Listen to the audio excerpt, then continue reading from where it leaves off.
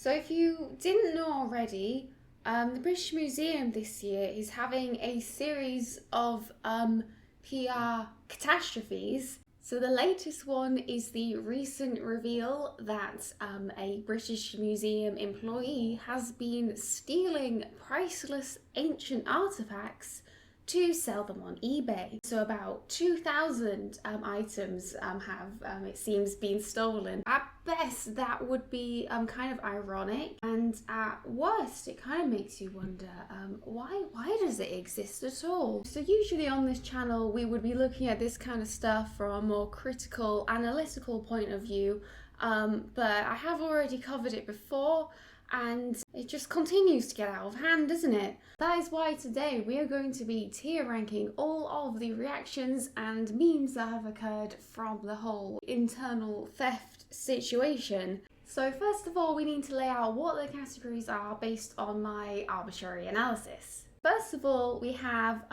valid points. So this is when people are coming forward and saying things that are like, yeah, that's a solid argument. What more can we say, really? That's it, basically. Second one, slightly spicier into the red. This is pay your staff. Seems to be more difficult than you think. Then we have here in the middle, silly billies. These are people who are just being silly. Just silly things that are happening. Next we have hiding behind an antique vase. So these are for the people who think that if they just close their eyes and look away, then everyone might just suddenly forget all the reasons that the British Museum has come into controversy in recent years. I wonder how well that's going to work for them. And then finally, down here, we have so close and yet so far. So this is for the people who get so close to hitting the nail on the head. But no, they just are 1 degree to the side and they just shoot off into a completely different trajectory and they are nowhere near what's going on. Now we've laid them out, time to get on with the tier ranking. So first of all, we have the international community, specifically the repatriation arguments.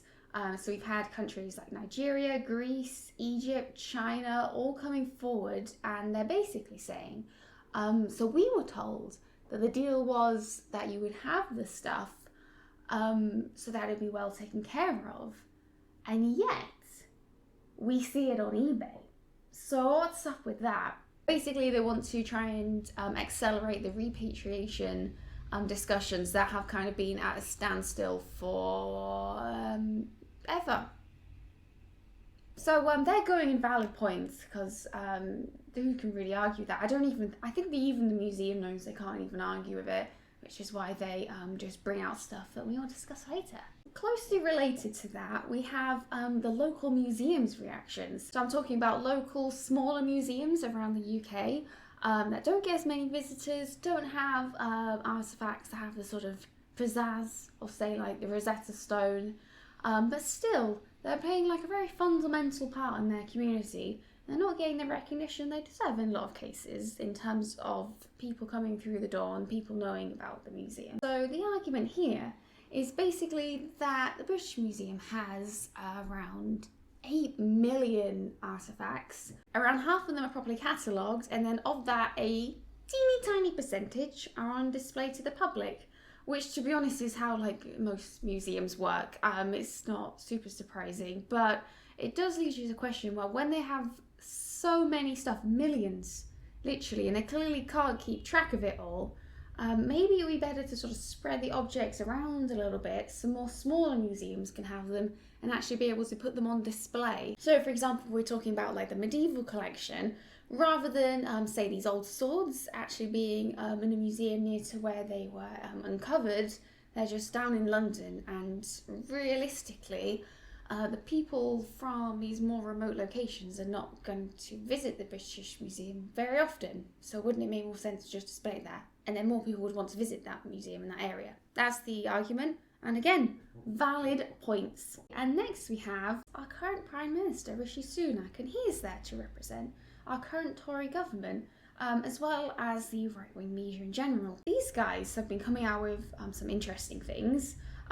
basically it can be boiled down to they're saying that the British Museum needs to concentrate on cataloguing their collections, and they need to stop talking about politics because clearly they're getting too distracted by all these identity politics and I don't know, repatriation and addressing colonialism. Like, they need to forget about that, get on with cataloguing their stuff and having a good museum identity so that they can become a stronger museum that can properly restore itself to something of national significance that can make everybody feel proud again rather than slightly embarrassed. Well, I mean, they have some points, like when they're talking about the cataloguing, like, yes, that is an issue. Like, that is kind of the fundamental problem we're having here. And they're so close to getting into valid points, you see.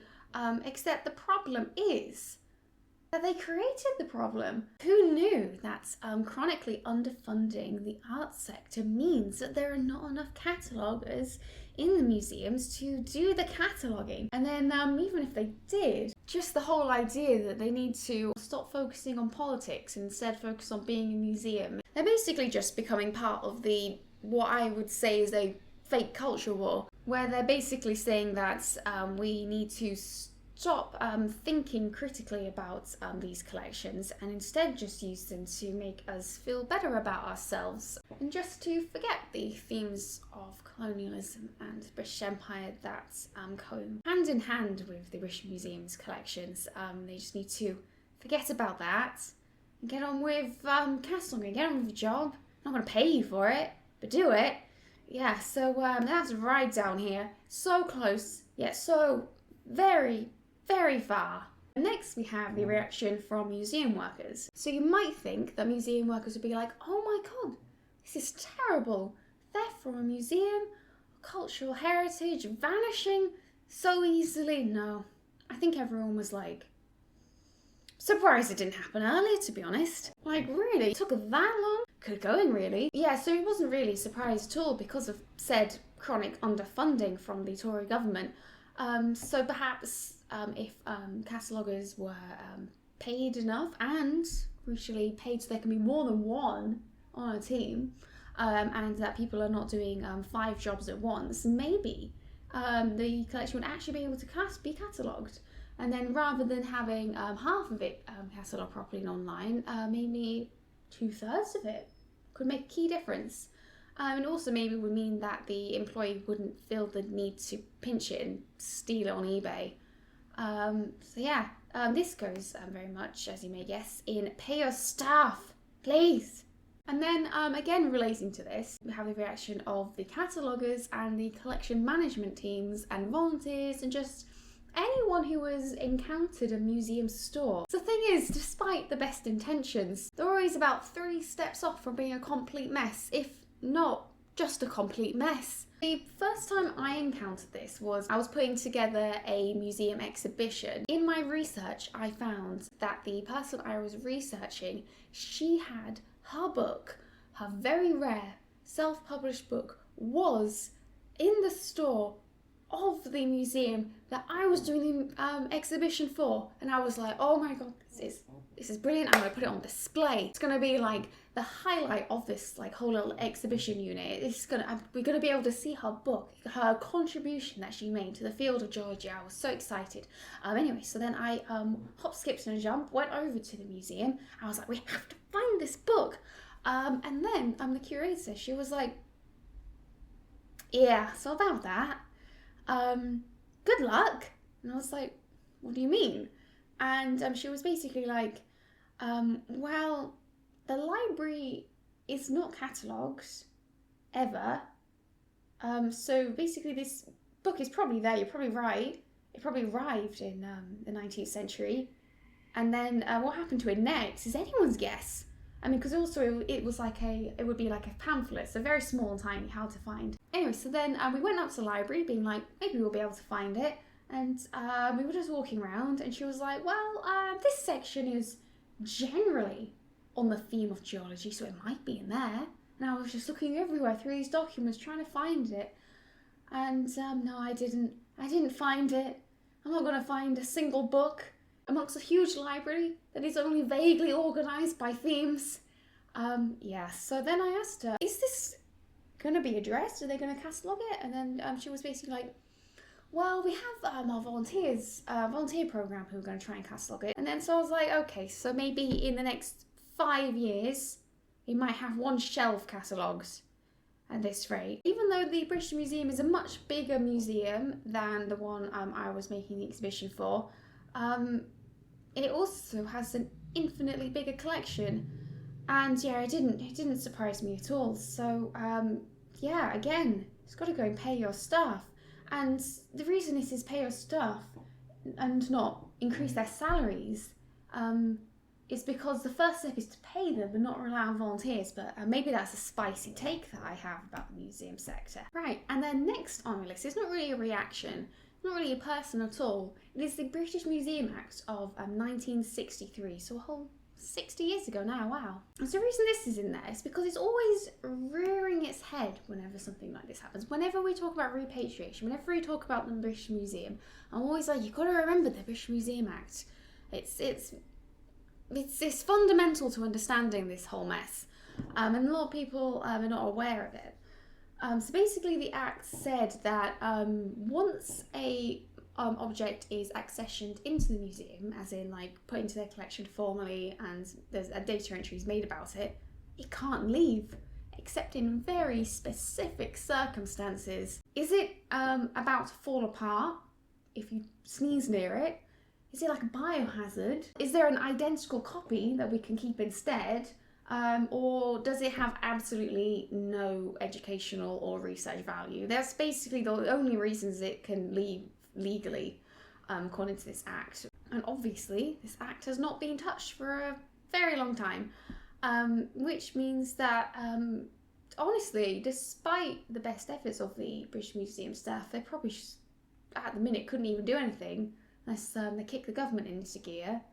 And they're not going to do that because, you see, the people who can make the decisions are the trustees of the British Museum, and guess who appoints them? And that's why any of the discussions to have these objects returned to their country of origin just comes up to with closed doors.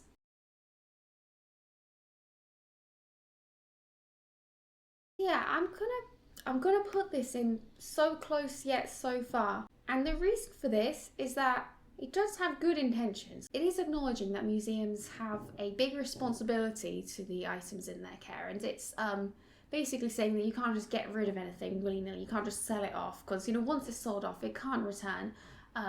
But it's not fit for purpose anymore. It needs to be changed. And the reasons for its creation and continuation is basically rooted in these old imperial ideals, which, yeah, so very far. So, and the serious ones.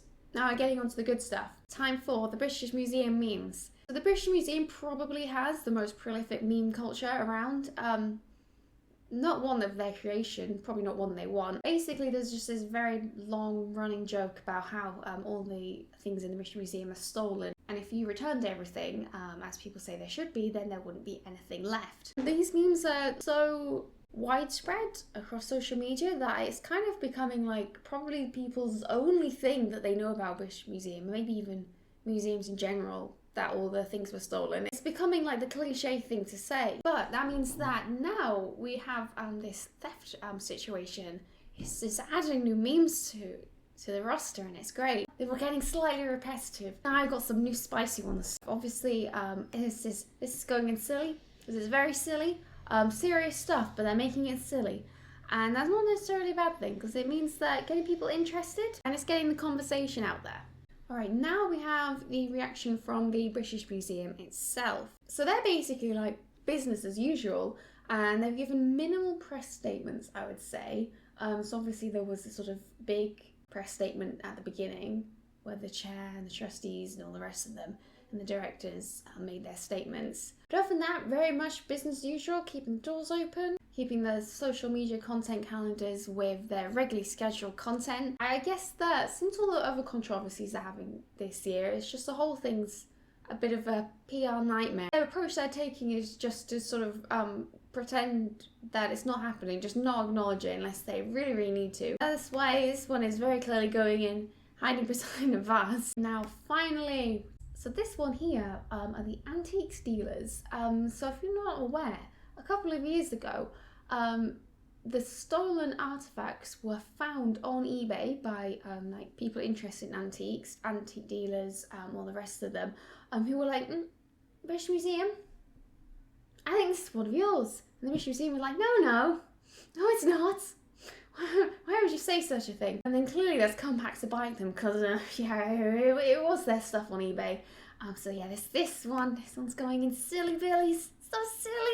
So silly of them, but also so very serious. And that is it. We have done our completed tier ranking. Yay! Hope you like this video. It's a little bit more casual, and if you're interested in more stuff about the British Museum, I made a video about the British Museum a while ago, so you can go and give that a watch as well. That was made during the COVID times when the museum was empty, which was very strange. You could like immediately walk up to the Rosetta Stop, no one was there. It's kind of nice actually. Now it's not like that. Now it's like, oh my goodness, can't even fit through the door. So yeah, if you enjoyed this video, give it a quick little like and subscribe to the channel. And then if you're wanting to know if there's anything you can do to show your support and contribute to getting the objects back to the countries that really would quite like them back, then I would say one big thing you can do would be to visit your local museums. Give them a little donation if you can, but getting yourself through the door, getting their visitor numbers up, I would say, is very important just by itself. And the reason for that is that it means that the British Museum and other national museums would maybe be incentivized to give out their collections, to distribute them more